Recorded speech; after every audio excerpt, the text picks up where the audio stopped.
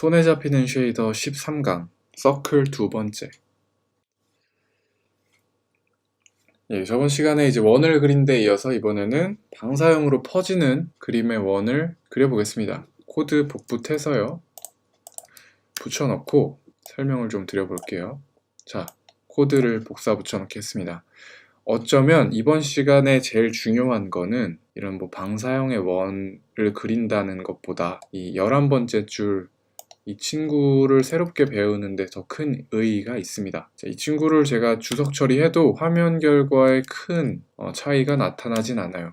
이 친구의 역할은 무엇이냐면, 현재 화면 비율은 1:1이죠. 정사각형입니다. 이 실행 결과 창의 비율이 1:1인데, 만약에 이제 보통 모니터 화면이 1:1이 아닌 경우가 더 많죠. 4:3이라던가 16:9처럼 비율이 1:1에서 벗어나게 되는 화면들이 훨씬 더 일상생활에선 많은데, 만약에 제가 이 화면을 그런 식으로 찌그러뜨리면 원도 같이 찌그러들어요. 그쵸? 근데 나는 화면 비율과 상관없이 화면 비율과 무관하게 내가 그리는 도형의 가로 세로 길이의 비율은 영향받고 싶지 않다라고 했을 때 이 11번째 줄의 코딩을 적어주는 겁니다. 11번째 줄의 코딩을 활성화시키면 내가 화면의 비율이 가로가 길어지고 혹은 세로가 더 길어지게 해볼까요? 그렇다 하더라도 이제 원의 비율은 영향을 받지 않습니다. 이것의 이제 원리를 조금 더 파악을 해보겠습니다. 만약에 화면의 가로 길이가 이렇게 긴 화면이 있다고 했을 때 그 안에 있는 원도형도 가로로 찌그러들죠. 왜냐면은 우리 10번째 줄에서 하는 역할이 뭐죠? 화면의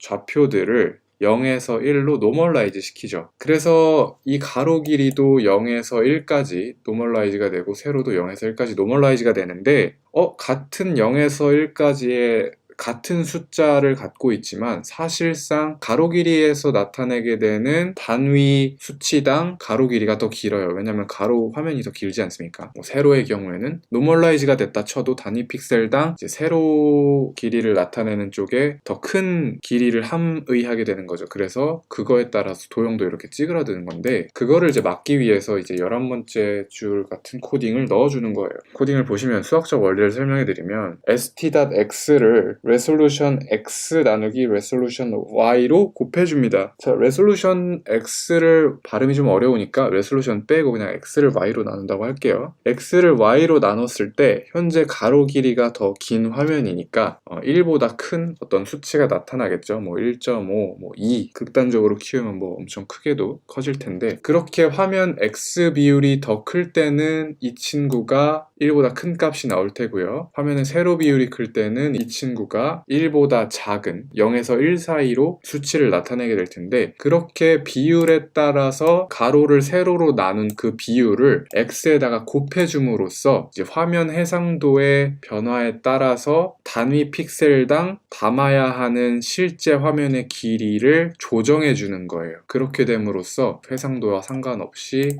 도형의 비율이 망가지지 않도록 하는 역할을 하게 되는 것입니다. 자, 그리고 그 밖에 방사형 코드는 실제로 저와 함께 코딩을 해봅시다. back2 코드는 gl flag 코드 xy resolution 하고 코드 .x는 곱하기는 u resolution .x 나누기 u resolution .y, 그리고 back3 color gl flag color는 color 1.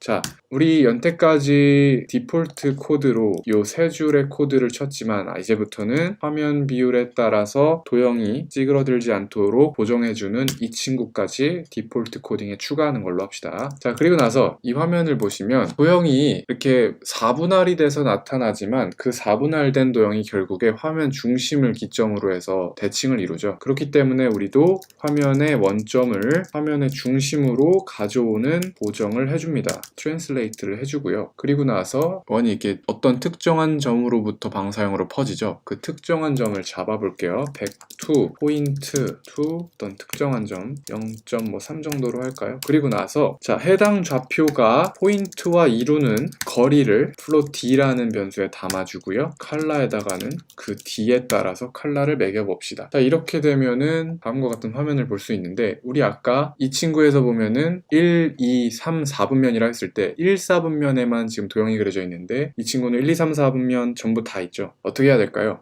이 코드에다가 앱솔루트를 붙여줍시다. 앱솔루트를 붙여주는 순간 우리 1, 4분면은 x, y가 전부 다 양이죠. 근데 2, 4분면, 3, 4분면은 전부 다 하나씩 음의 값을 갖고 있습니다. 얘는 뭐 x가 얘는 뭐 y가 얘는 둘 다 이런 식으로요. 근데 그 친구들의 음값과 관련 없이 다 앱솔루트를 붙여주는 순간 이 친구들과 이 1, 4분면에 있는 좌표와 차이가 없게 되는 현상이 발생하기 때문에 다음과 같이 화면이 4분할로 나눠지게 되는 효과를 볼 수가 있는 거죠. 자, 그러고 나서 우리는 지금은 뭐 부드럽게 화면이 검은색에서 밝은색으로 그라데이션이 되지만 다음과 같은 화면을 나타내기 위해서는 뭔가 조치가 필요하겠죠. 자, 이 화면을 좀 주의 깊게 살펴봅시다. 검은색에서 흰색으로 퍼지다가 다시 검은색에서 흰색, 검은색에서 흰색 계속 반복되죠. 그것을 어떻게 구현해야 될까를 보면은 이제 프랙트를 붙이면 될 거예요. 모드를 붙여도 될 텐데 한번 해봅시다. D는 모드 D를 1로 하고 여기는 그냥 D, 예를 들어서 뭐 0.1 이렇게 되면은 방사형의 무늬가 나타나지만 그 색깔이 굉장히 어두컴컴하죠.